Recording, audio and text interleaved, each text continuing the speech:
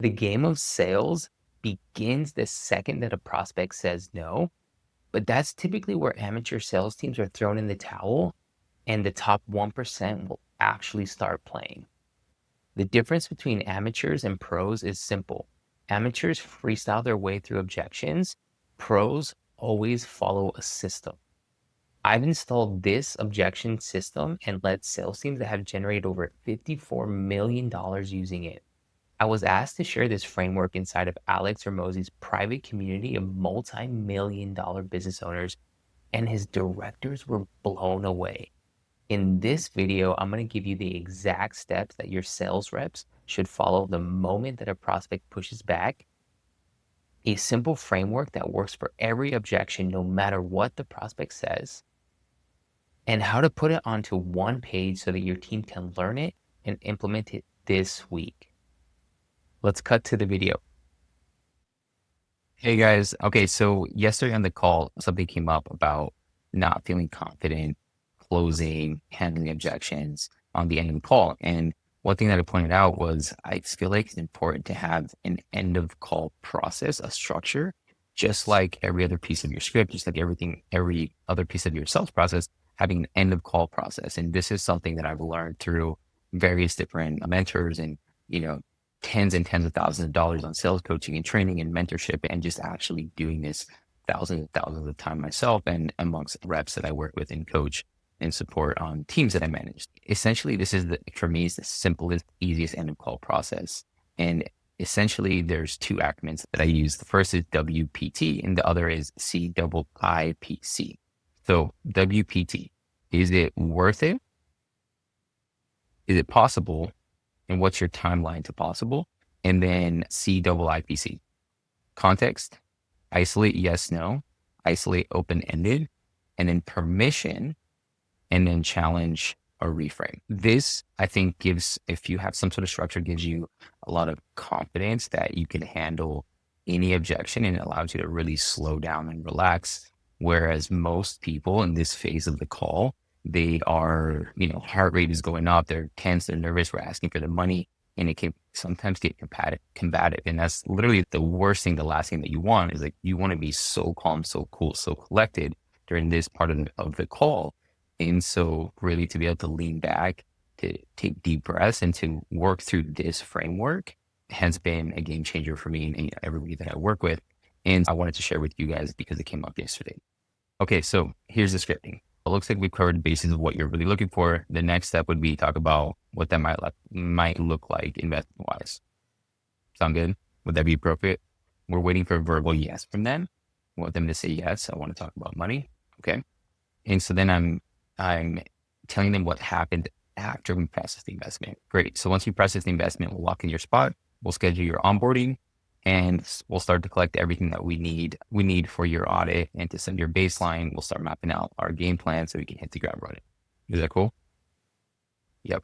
We're waiting for that verbal cue. Great. So investment to go from where you're at currently to the sales system and the sales manager in place all within 90 days. So you can, feel confident in your system, your structure, is $60K. And then I'm shutting up. I'm not saying anything. I'm keeping my mouth closed. I'm waiting for them. No matter what, do not speak first. I let them process. They must sit in silence. They must understand. And this could take 15 seconds, 30 seconds, it could take a minute. I mean, I've sat there for 3 minutes before. It feels like an eternity, but you have to sit in silence so that they can process. I think here people are so quick to start to speak up, and it's like the worst thing you can do. Just have to sit there in silence. And then in my head, I'm like, I have so much confidence in I don't care what they say next, because I know what the structure is. I know the structure that I'm going to go through. And no matter what they say, I'm immediately going to go to WPT. So most of the time, what you get here is you'll get somebody saying, is that paid in full? What does the payment plan look like? It's some sort of payment question. And no matter what they say, I first want to understand, do they see the value? Is it worth it to them? So, they'll say something like, is that paid in full? And so immediately I'm like, well, kind of depends. Do you see the value? Would it be worth it for you to invest 60K to get the right sales system and the right sales manager in place? And I'm waiting for the response. And so if it's like, if there's hesitation or uncertainty, then they don't see the value. They don't understand something about the program or the process, or there's something that we missed that we need to tackle that. But if they're immediately like, yeah, no, totally, I see the value 100%. I can see how this could help me. They have a high level of confidence. So they understand that it's worth it, right? This isn't a value objection. It's worth it. The next thing I'm going to is the 60K possible? Is it possible?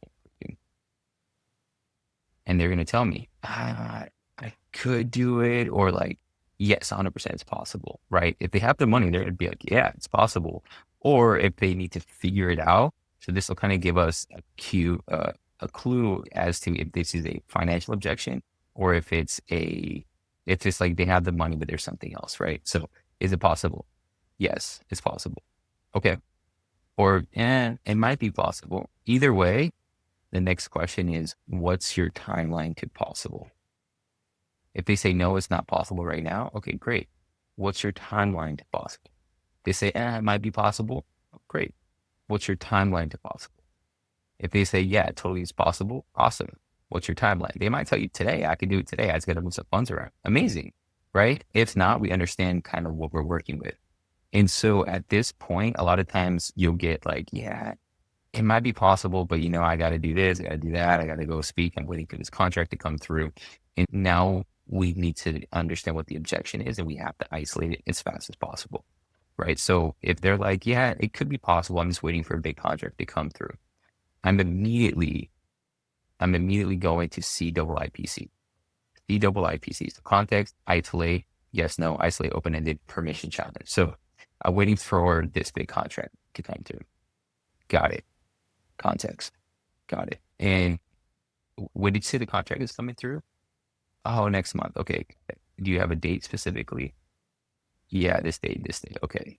And, assuming, and I'm going to start to isolate, right? So assuming that 30 days passes on, November 5th or December 15th, contract comes through, you have the funds available. Is this what you 100% invest in? And I want a yes or no answer. I want to understand if it's like yes, or if it's like, I'm not sure, right? So we're listening for the hesitation. Yes, 100%. This is what I'll invest in 100%. And so now we understand that it's literally just this 30-day period of this contract coming through. Now I want to give them a lifeline. I want to give them an option to get out of this, right? And so now I'm asking open-ended question. Would there be anything other than that contract coming through next month on the 15th holding you back from getting started here? Anything other, right? So open-ended. And so I want them to think like, and if there is, then it's like we have other objections, or that's a smokescreen, right? So if they're like, no, it's literally just the contract. Once the funds are in, I'm 100% in. Or you hear the confidence, the tone in their voice. If it's, something else, they're going to let you know. Like, yeah, I mean the contract, and then I also have to talk to my partner.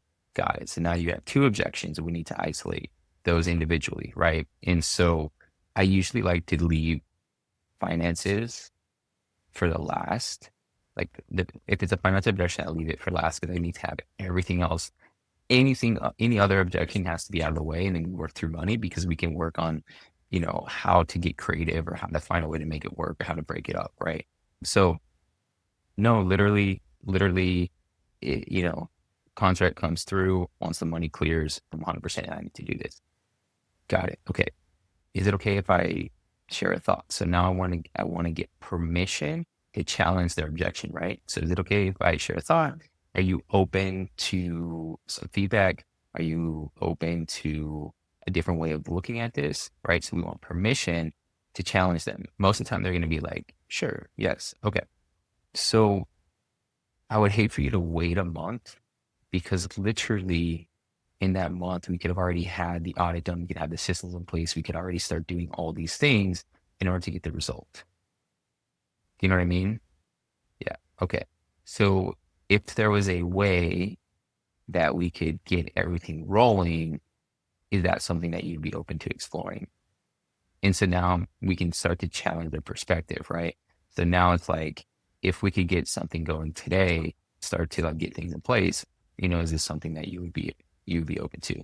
And so I use this. There's a million different ways that you can take this, but I feel like this gives you a lot of confidence to just kind of roll through objections. And it's like no matter what they say, if you follow this framework, you can work through it. Okay, now that you've got the objection system, let's make sure that your closers never run out of prospects. The next step is building a sales process that ramps your appointment setters so fast, your team's calendars stay full, and your results skyrocket. Watch this next video to see the only setter ramp process that you will ever need.